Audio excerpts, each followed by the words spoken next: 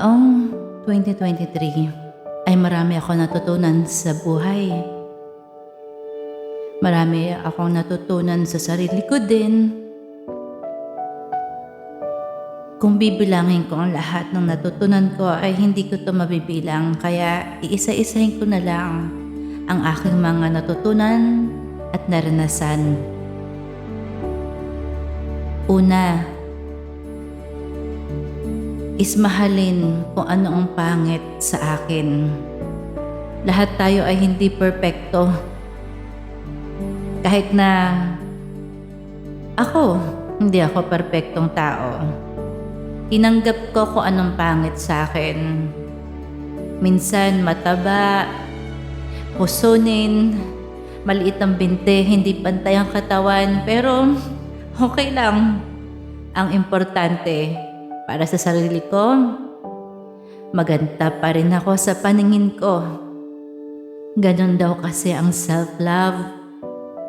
Kaya tinanggap ko kung ano yung hindi okay sa akin at dun ko minahal lalo ang sarili ko.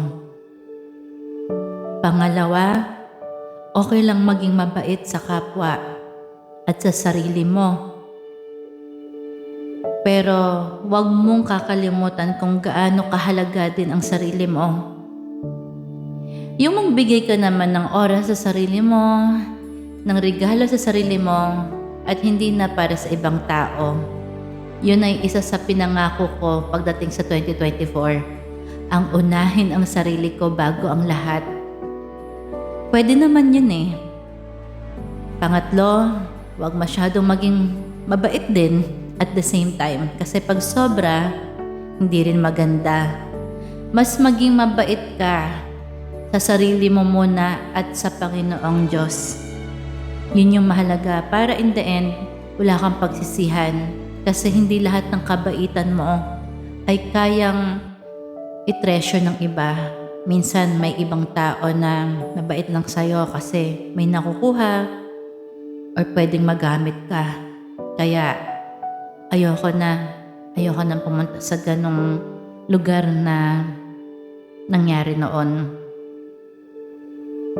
Pang-apat, kung anong sasabihin ng iba ay wala na akong pake.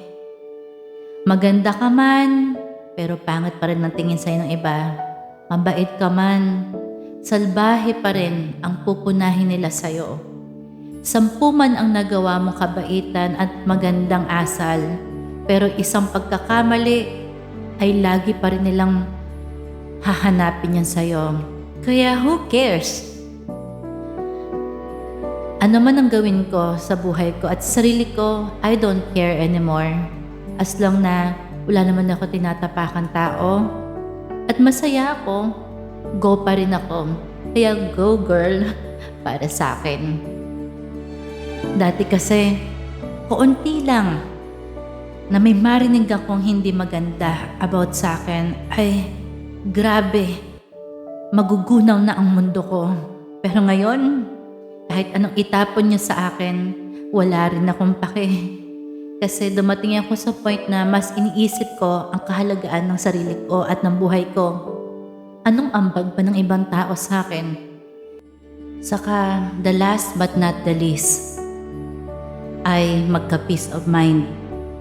Dahil hindi nabibili ng pera ang peace of mind at masaya ako na nakamtam ko yun ngayon.